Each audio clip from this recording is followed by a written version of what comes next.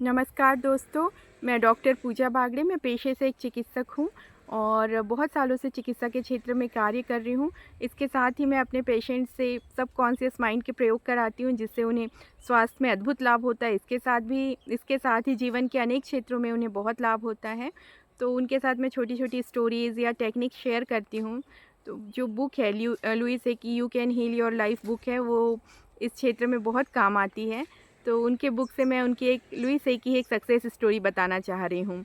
क्योंकि जो ये हमारा लॉजिकल माइंड है, ये प्रमाण चाहता है। जब हम उसे प्रमाण देते हैं किसी बात का कि ऐसे करने से ये इसका रिज़ल्ट मिलता है, तो वो खुश हो जाता है और सोचता है कि जब उसे रिज़ल्ट मिल गया, तो मुझे भी मिल ही जाएगा।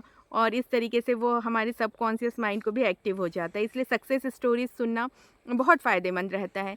उससे अपने आप हमारे सबकॉन्शियस माइंड की रीप्रोग्रामिंग हो जाती है। तो मैं लुईस है की एक स्टोरी बता रही हूँ, ये मैं पढ़ के सुनाऊँगी।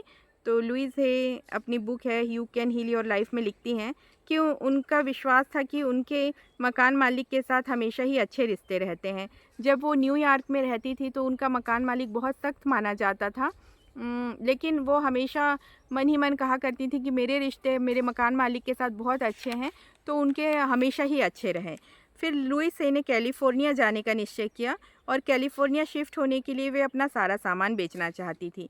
तो उन्होंने प्रतिज्ञा या अफ़र्मेशन करने शुरू किए कि मेरा सारा सामान आसानी से और जल्दी बिक जाएगा और ये बहुत आसान है और सब कुछ अच्छा है। तो वो बार-बार दिन में दोहराती थी कि मेरा सारा सामान आसानी से बिक जाएगा और ये काम बहुत आसान है। और इसके फिर वो लिखती हैं कि मैंने इस बारे में ज़्यादा सोचा नहीं कि चीज़ों को बेचना कितना मुश्किल होगा या मैं आखिरी कुछ समय में कहाँ सोऊंगी। अगर फर्नीचर बिक जाएगा तो मैं कहाँ सोऊंगी या उनके बिना मैं कैसे रहूंगी। ये कोई भी नकारात्मक विचार नहीं किया, बस मैंने अपनी प्रतिज्ञा या अफर्मेशन जारी रखा। फिर उन्होंने अपने मकान मालिक को एक पत्र भेजा कि अब इस बार वो अपने मकान का जो है रेंट एग्रीमेंट रिन्यूअल नहीं कराएंगी, क्योंकि उन्हें कैलिफोर्निया शिफ्ट होना है। तो फिर लिखती हैं कि मकान मालिक ने इस पर निराशा व्यक्त की और उनसे पूछा कि क्या वो अपना फर्नीचर उन्हें बेच सकती हैं, क्योंकि अब वह अपना अपार्टमेंट फर्नीचर के साथ किराए पर देने की सोच रहे हैं।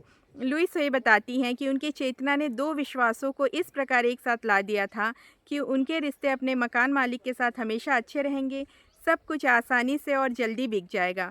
और वो आगे लिखती हैं कि मैं न्यूयॉर्क में अंत तक एक दायक सुसज्जित अपार्टमेंट में अपने बिस्तर पर ही सोती रही। है ना कितना जादुई और कितने आसानी से ये हो गया। और इस कहानी से हमें बहुत सारी चीज़ें सीखने को मिलती हैं।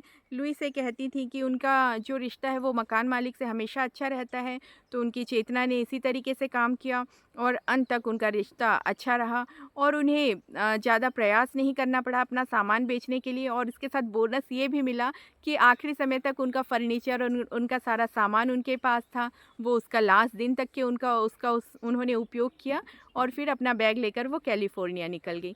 तो ये छोटी-सी सक्सेस स्टोरी है, बट आप इस पे गहराई से सोचें तो आपको पता चलेगा कि यूनिवर्स किस तरीके से डिवाइन तरीके से, देवीय तरीके से काम करता है और वो हमसे ज़्यादा हमारी ज़रूरतों का ध्यान रखता है। तो बस आप यूनिवर्स पे भरोसा करिए, अपने अफ़र्मेशंस बार-बार बोलिए, सहजता से बोलिए, बिना किसी संशय लाए मन में। सिर्फ संकल्प चलना चाहिए, आपके मन में कोई विकल्प नहीं। अगर आप किसी बात के लिए अफ़र्मेशन दे रहे हैं तो सिर्फ उसके बारे में सोचिए कि हाँ, ये चीज़ होगी। कैसे होगी, क्यों नहीं होगी, ये सब सोचना आपका काम नहीं है। और फिर आप इसके जादुई परिणाम देखें और मेरा वीडियो देखने के लिए धन्यवाद।